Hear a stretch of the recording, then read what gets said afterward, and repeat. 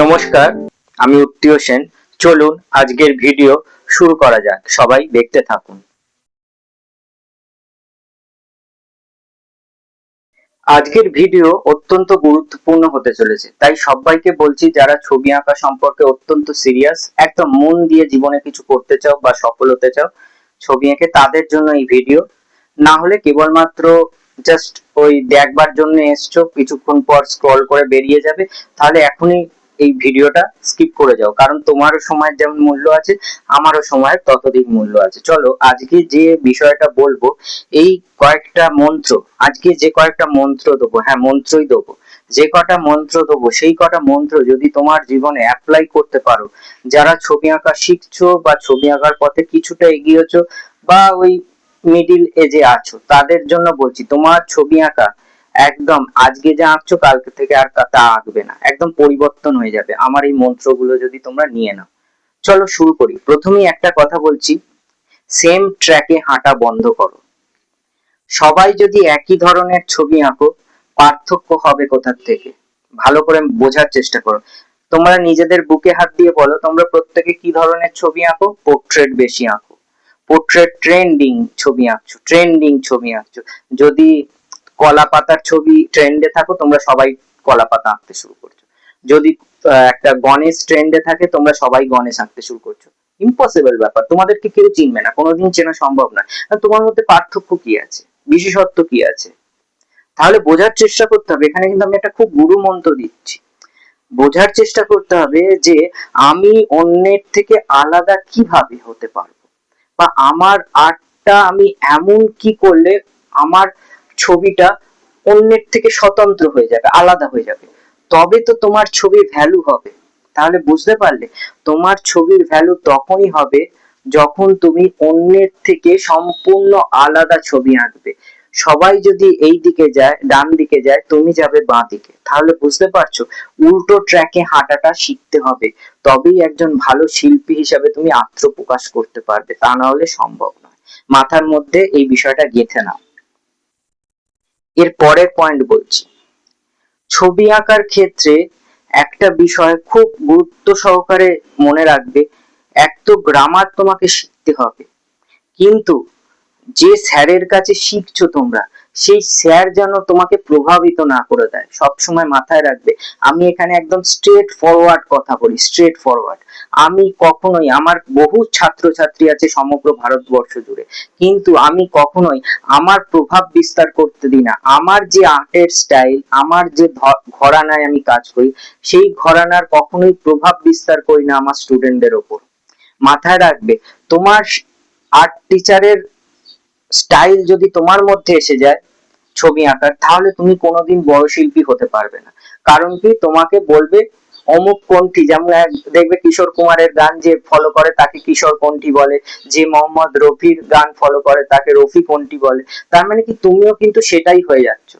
তুমি ইন্সপায়ার্ড হতেই পারো যে কোনো আর্টিস্টের ছবি দেখে, যে কোনো বড় শিল্পীর ছবি দেখে ইন্সপায়ার্ড হতেই পারো, কিন্তু তাকে কপি করাটা জীবনের লক্ষ্য নয়। কপি করলে তুমি এই কফি মগই হয়ে যাবে, চা খাবার মগ ছাড়া আর কিছু হবে না। একদম পরিষ্কার কথা, একদম কাট কথা বলছি, কফি মগই হয়ে যাবে, আর কিছু বেশি হতে পারবে না। তোমাকে কোকিল কণ্ঠী, ওই কিশোর কণ্ঠী, রফি কণ্ঠী বলেই ডাকবে।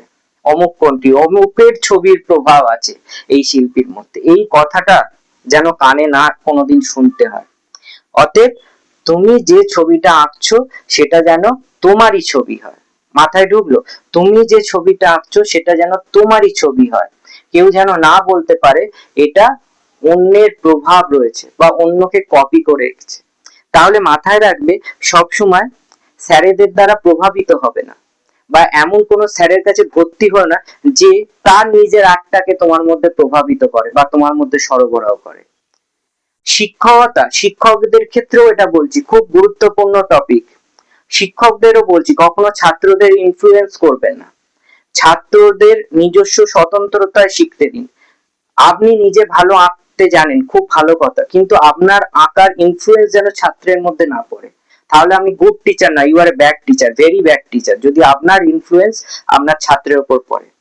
ছাত্র হবে স্বতন্ত্র, তাহলে সেই দক্ষতা অর্জন করুন একজন টিচার হিসাবে, যাতে আপনার স্টুডেন্ট একটা ইউনিক মানুষ হয়, স্বতন্ত্র মানুষ হয়। তবে আপনার যেমন টিচারিও সাকসেস, একজন স্টুডেন্টের শিক্ষাও সাকসেস। খুব গুরুত্বপূর্ণ বিষয়গুলো নিয়ে আমি কিন্তু এই চ্যানেলে কথা বলি, এটা মাথায় রাখবেন। কখনো প্রভাবিত হবে না। আমি যতদিন আজ পর্যন্ত ক্লাস করেছি, আমি কোনোদিন আমার আঁকা কাউকে তো কপি করতে দিই না। প্রথম কথা, আমি আমার নিজের আঁকা কখনো কোনো স্টুডেন্টকে কপি করতে দিই না। দ্বিতীয় কথা হচ্ছে, আমার আঁকার প্রভাব কখনো, মানে আমার যে স্টাইলে আমি যে ঘরানায় ছবি আঁকি, সেই ঘরানাটা কখনোই আমি আমার স্টুডেন্টের উপর চাপিয়ে দিই না। কেবলমাত্র শেখাই গ্রামারটাকে স্ট্রং করে দিই, গ্রামারের জন্য যেগুলো দরকার সেগুলো শেখাই, কিন্তু নিজের ঘরানাটাকে কখনো চাপিয়ে দিই না স্টুডেন্টের উপর। ঘরানাটা চাপিয়ে দিলেই তার জীবন শেষ হয়ে গেল। ওই জন্য একজন ভালো টিচারের কাছে শেখাটাও খুব দরকার।